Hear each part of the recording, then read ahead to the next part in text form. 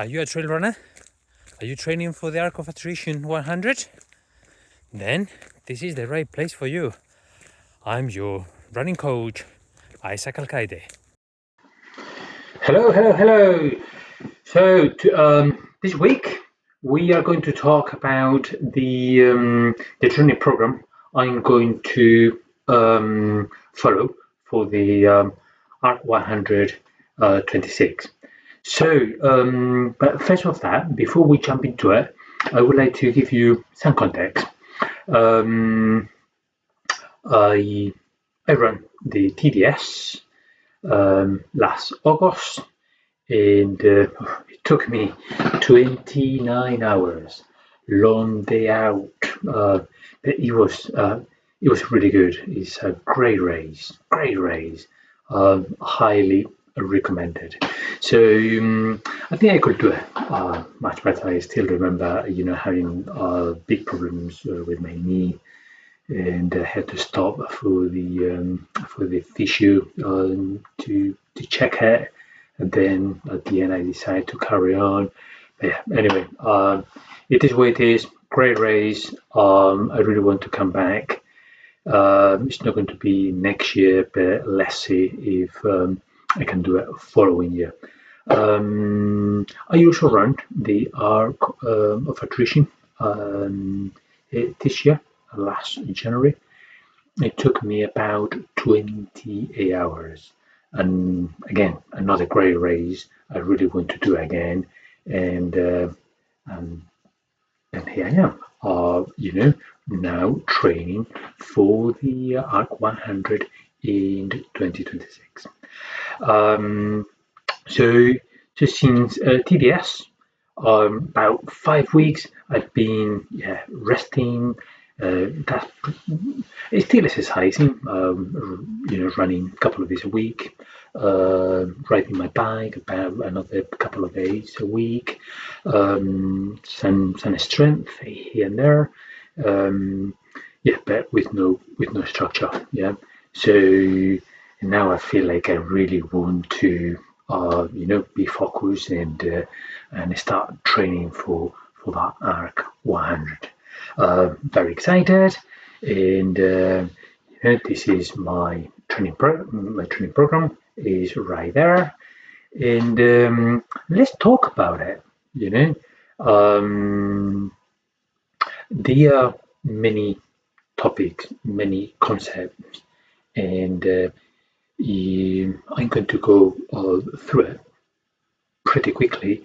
The plan is that in following videos, I'm going to unpack those concepts, yeah, and we can explain them and get familiar with those concepts. Yeah. So 70 weeks, and basically the structure of the week. I also going to put it here. Basically, Saturdays and Sundays are back-to-back long runs. Typical. And then on Monday is I feel like I still want to exercise low intensity. So one, I'll go for a walk. I normally walk on a treadmill, very hilly, control my heart rate, and this session is key. Because um, I'm planning uh, to walk on the ARC 100. I'm aiming for 26 hours. So you will know that those hills are very steep. I'm not going to run them. I'm going to, walk, and I want to practice my walking so I can walk as efficient as I can. So that is the purpose of that session on Monday. Yeah, then on Tuesday I go for interval session. This interval session is at zone 3. I'm not going to do zone 5 intervals.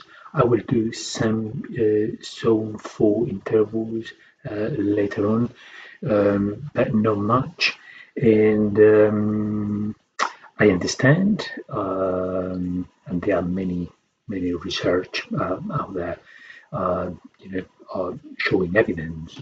Yeah, if you do those intervals, yes, you get fitter quicker. In bed and 44, and those sessions are very very injury prone, and I don't want to take that risk. I know that if by doing zone 3 intervals, it takes a bit longer, getting fitter, but is the way I see it, the way I interpret that research, that paper, make you fitter, but make you fitter not at that high pace, but make you fitter and let you achieve your goals. Yeah. So another thing I learned through experience is that at that age, 40, 50, 60s, if you get injured, you're not going to be the same runner. If you, it's very difficult. You can, but it's going to be very difficult. If you get injured and you're not able to run for months, 6, 7, 8 months, 1 year, when you come back, it's very difficult to be the same runner. And it's all about consistency. So that is what what I'm aiming for. Yeah, avoid getting injured as much as I can. Then Wednesdays and Fridays is going to be road running. You know that the ARC100, it got some long sections where you are running on roads and they're pretty flat, and I want to be trained for those sections. Make sure I run as fast as I can. So 2 sessions are dedicated for road running. The session on Wednesday is zone 1, very easy one. The one on Friday is at zone 2.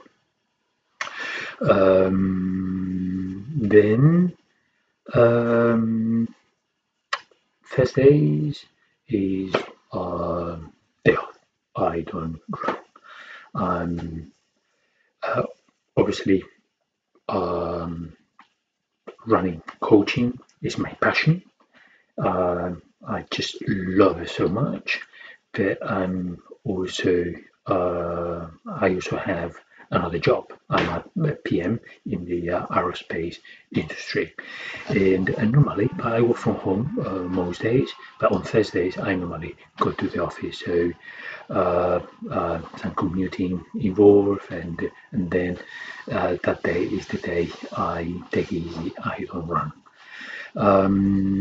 And then, like I mentioned before, Saturday and Sundays, back-to-back long runs, zone 1. That's the structure, yeah. But there are some of the few things I want to go through. I'm going to practice downhill. Downhill is very important, and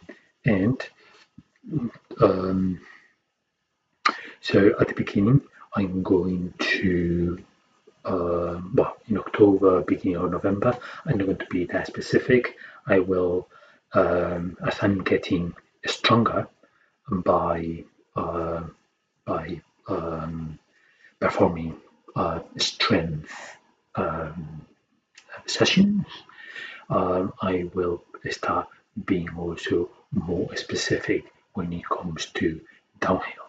And at the end of November, December, I will be very specific and I will do those downhill workouts on the trails, trying to find same kind of length and ingredient as in the ARC. So I get very familiar for those conditions.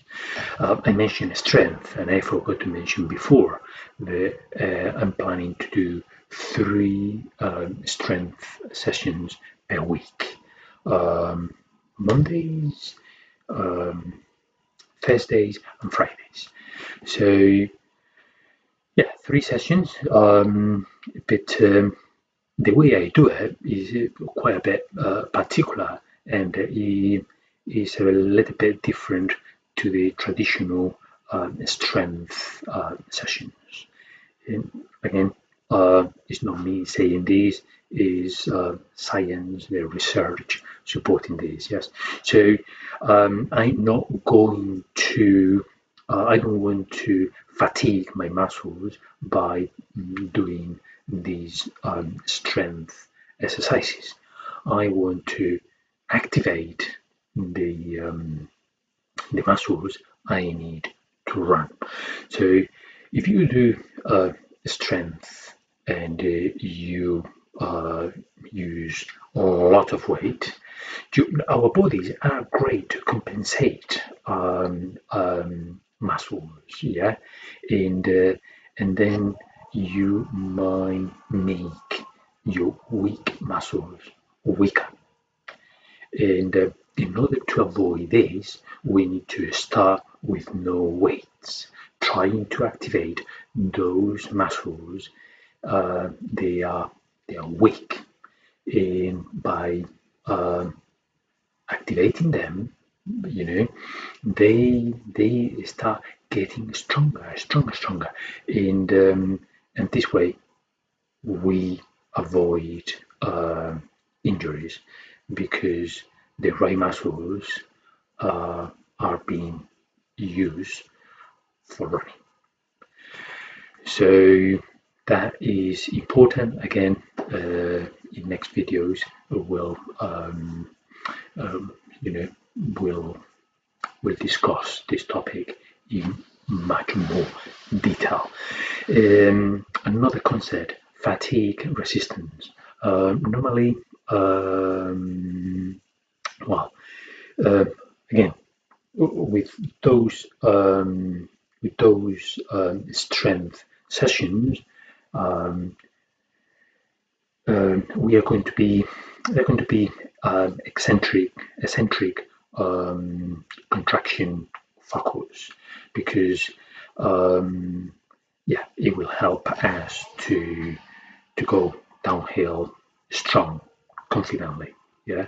Also, we want to avoid or delayed the muscle damage.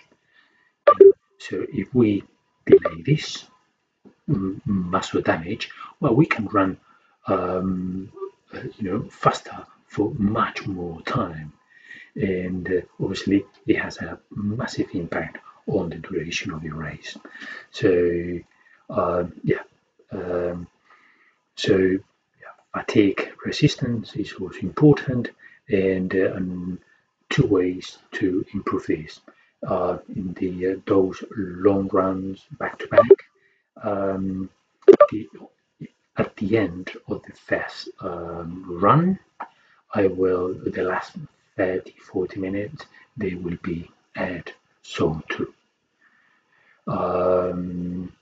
Following weekend, I, I will plan the fueling properly for the first run, and then for the second one, I'm not going to be cap loading that much. Yeah, so this way, yeah, we improve that fatigue resistance. Some of the few things you can see here in the plan. I'm planning I'm planning to do two training camps. Training camps is slightly different. Basically, I do 3 long runs back to back, Friday, Saturday, and Sunday. So the first one in mid-November is a bit less specific, but the one in December it will be very specific. I'm planning to go to Land's End and run Friday to Sunday, maybe Friday 4 hours, Saturday 5 hours, and then Sunday another 4 hours. Heat interventions is another very important thing, and I do it even for winter races. Why?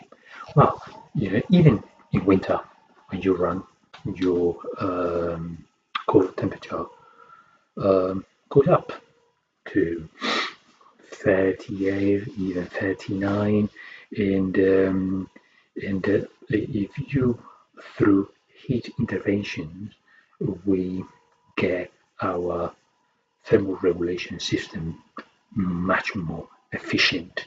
We able to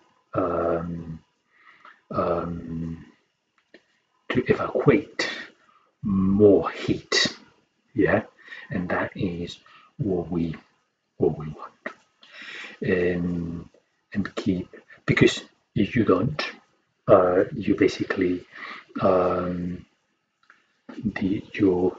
your heart need to work harder to keep to deal with the with that core temperature going up.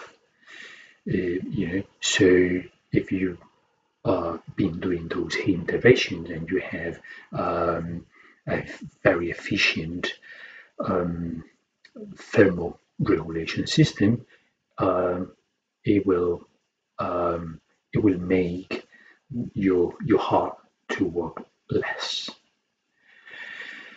So those heat interventions, maybe 3-4 sessions per week, and basically they are you can do it in a sauna, but I normally do them in heat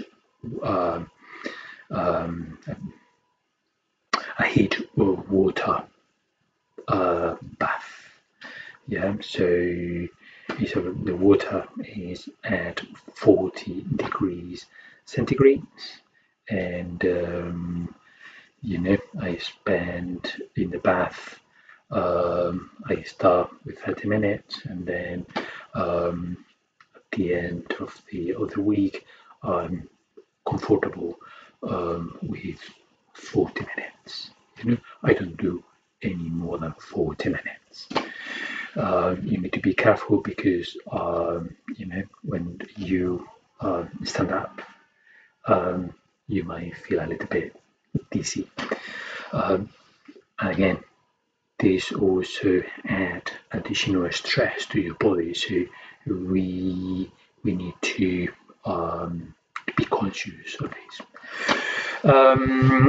Okay. What else? Right. Okay. Well, this is pretty much it, and you might have questions. Okay, no problem. Ask all the questions. I might share this training plan with you, and yeah, you have questions, please ask. If you think that you will do something different, yeah, please let me know. We can have those discussions, and the purpose of this is we all learn, we all share information, and get better at this. Right, okay. Take care. See you soon. Thanks for following me. I really appreciate it. Be part of the journey and share these videos with your training friends, and let me know your comment, your feedback. I will really appreciate it. Well, have fun and see you out there.